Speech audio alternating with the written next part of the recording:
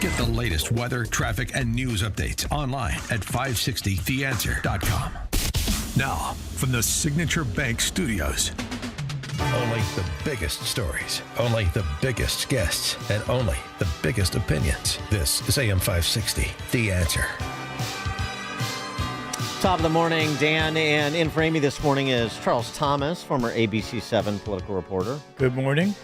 And Charles, I think one of the things the Trump campaign has to decide on in terms of its strategery is death of 1,000 cuts or some sort of big ultimate question, right? The handle is that you want voters going into the polling place, which I think voting in some states starts in about 5 minutes. You want them thinking about one big question that you want them to either answer in the negative to vote against your opponent or answer in the affirmative to vote for you. And what we've seen since Kamala's entrance in the race is sort of the death of 1,000 cuts approach, where we're digging up all of the things that she said when she ran for president in 2020, things she said as attorney general and senator and so forth, the things she's done, legislation she's sponsored or co-sponsored during her time in the Senate. And it's, just sort of bouncing from one issue to the other with the idea that at some point you're going to paint a more holistic picture of her. For example, the latest clip of Kamala to be unearthed and circulated goes back to law enforcement.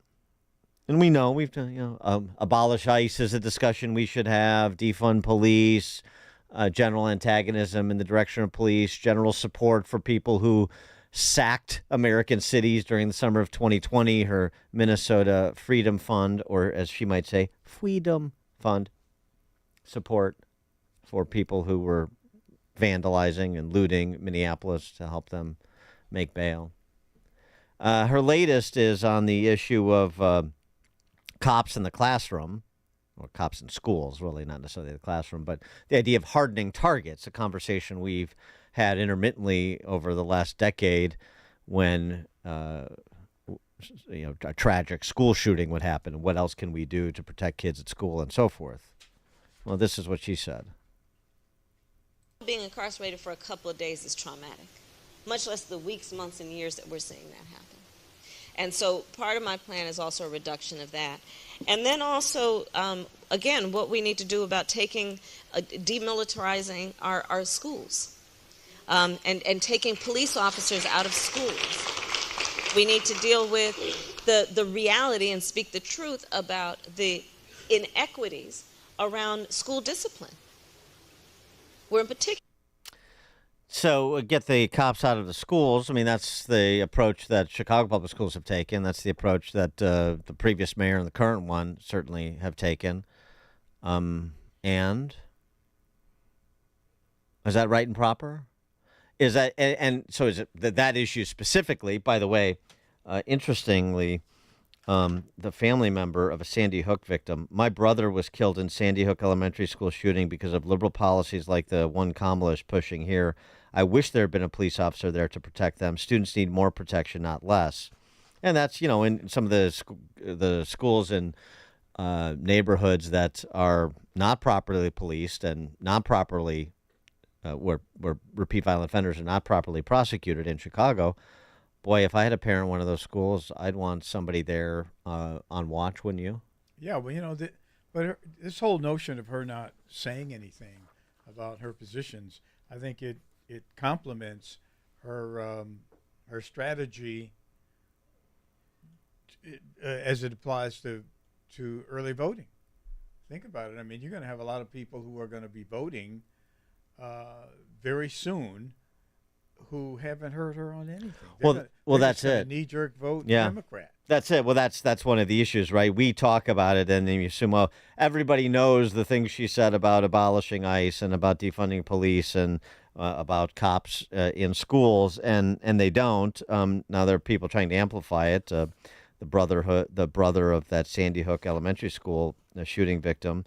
The National Association of Police Organizations also issued an endorsement of Trump. They also endorsed him in 2020, unsurprisingly. Kamala Harris has shown once again that she simply has no knowledge of what modern American police officers do. Well, and she doesn't much care.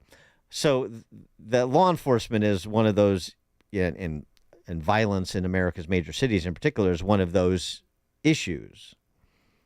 That's, part of the larger conversation.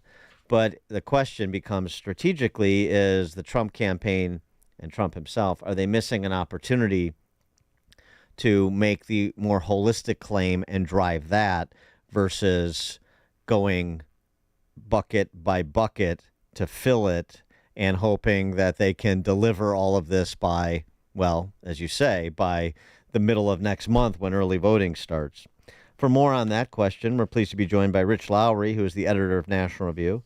He's also the author of The Case for Nationalism, How It Made Us Powerful, United, and Free. Rich, thanks for joining us again. Appreciate it.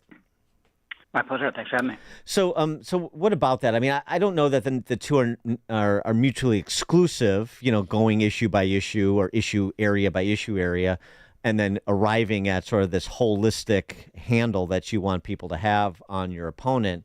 But there does seem to me a need to order that progression, and maybe it's not as ordered as it could be right now.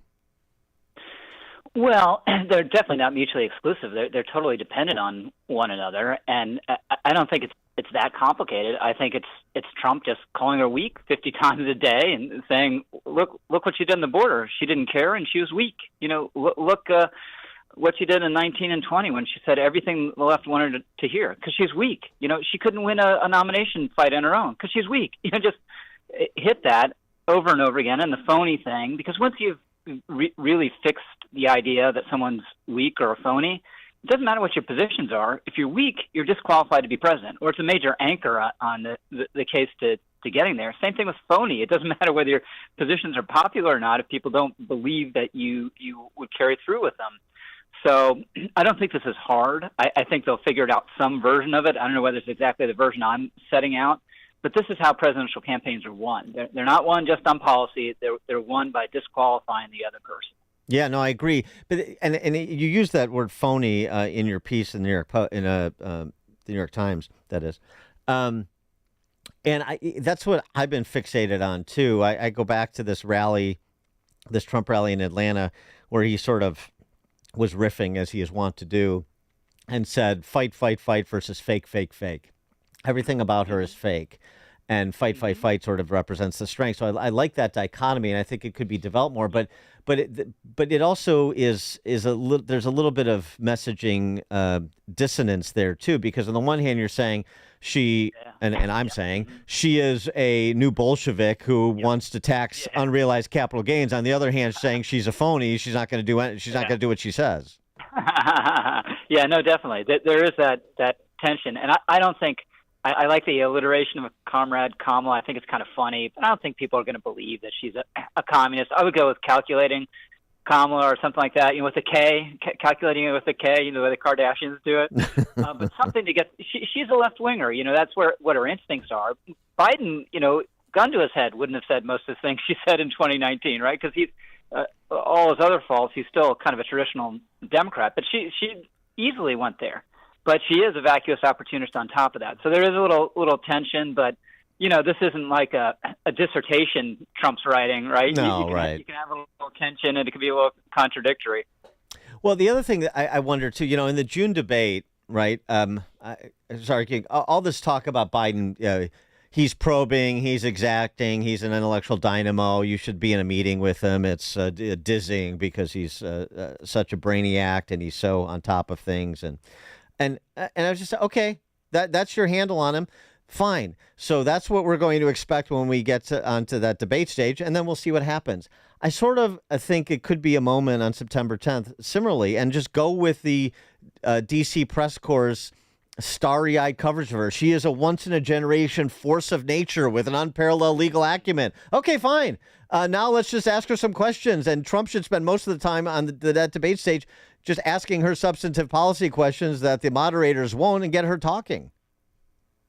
Yeah, so I think clearly the pressure for open mics from Harris was they want Trump just to interrupt her all the time, and then they'll make the debate about interrupting, and then they win a kind of victory. So I think the closed mics would be better. The old rules would be better. But this is the only opportunity he's going to have to expose her. Like the press isn't going to do it, or at least is not going to do it unless they feel real pressure to do it. But he's got to do it directly, and the job's much harder than Joe Biden. Joe Biden was just getting out of the way, right? And he did it, and he fell on his face, and that's not going to happen here. Hey, Rich, this is Charles Thomas. Isn't this bottom line, though, a question of money and whether or not you're able to expose her in this new media scape where you have to spend so much money in so many different places to combat what's happening in mainstream media? I'm speaking of the Trump campaign. Yeah, money's important.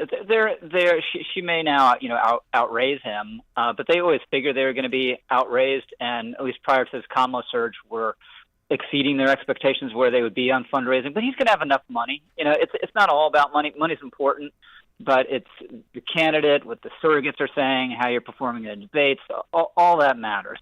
So if Trump is doing his job, there's so much material to work with, so much. It will punch through. And this is one of his political upsides, right? I mean, this is the foremost showman and communicator in our time. So if anyone can get above the media smog, it's him. It's not even Labor Day yet, and I got to think you got to keep your powder dry at this point. I want to see what she says tonight, how this thing goes, and then you make your move. I mean, you really start going for it after Labor Day. Yeah, but they're not exactly firing on all cylinders yet, but I think they've gotten better. And I wouldn't be too excited about her totally falling on her face in this interview. I don't know how long it's going to be.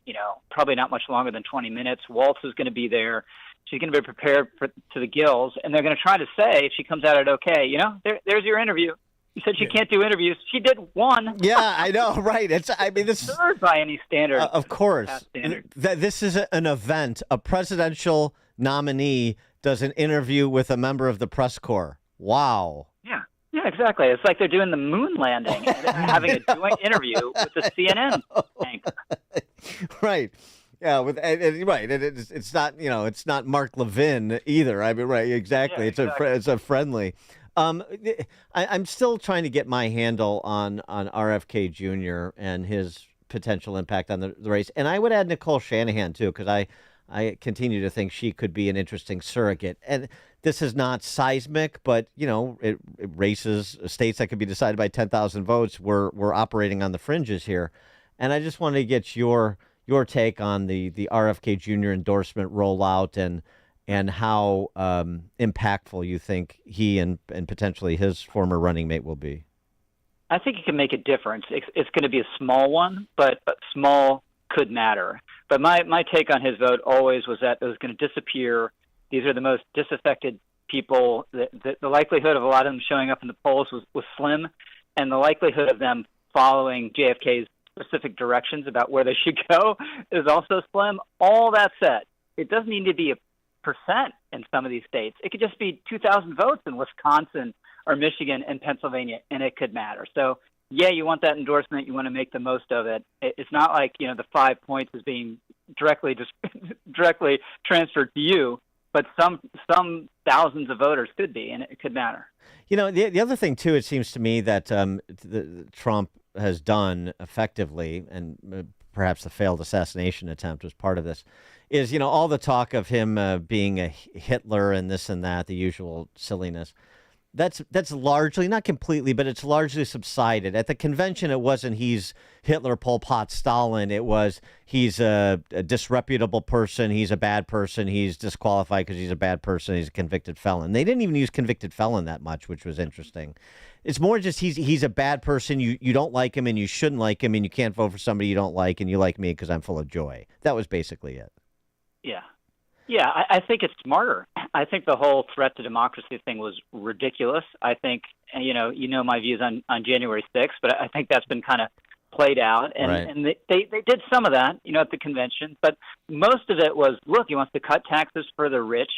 He wants to cut Social Security and Medicare, which he doesn't, and he only cares about himself. And these are plausible cases you can make against them. And again, it's a character case, and they use, like the tax cuts for the rich, they use it to make a character case. He only cares about people like himself.